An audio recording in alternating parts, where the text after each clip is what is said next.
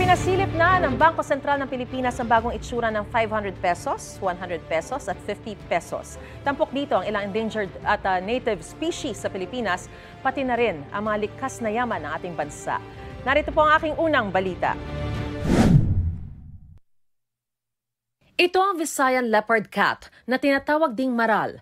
Matatagpuan ang mga ito sa Negros at Panay Island at itinuturing na vulnerable o nanganganib maubos sa IUCN Red List of Threatened Species noong 2008. Isang Visayan leopard cat sa mga bagong mukha ng polymer bank notes ng Bangko Sentral. Tampok ang piling endangered at native species ng mga hayop at bulaklak, mga likas na yaman at katutubong hobby sa Pilipinas. Ito ang itsura ng mga bagong polymer bank notes o pera na makikita na natin sa sirkulasyon simula sa susunod na linggo.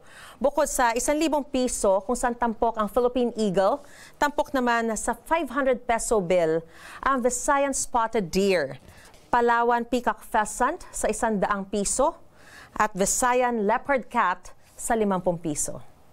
The first Philippine polymer banknote series is smarter, cleaner, and stronger. Smarter because they have advanced anti-counterfeiting features and a smaller carbon footprint. Cleaner because viruses and bacteria do not survive on polymer as long as they do on paper. And stronger because they last longer than their paper counterparts. And if they do get dirty, you can easily wipe them off with a damp cloth without any damage to the banknote whatsoever. Another key advantage is security. Counterfeiting has always been a problem for economies around the world, but polymer banknotes are a notable progressive change. Their advanced security features make it more difficult to replicate. Simula December 23, pwede nang makuha ang bagong banknotes sa mga bangko. Pero limitado muna ito sa Greater Manila area. Sa Enero na mapapalawig ang sirkulasyon nito sa buong bansa. Ayon sa BSP, pwede pa rin gamitin ang mga lumang perang papel.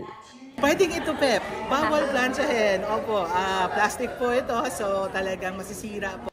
Ito ang unang balita. Mariz Umali para sa GMA Integrated News.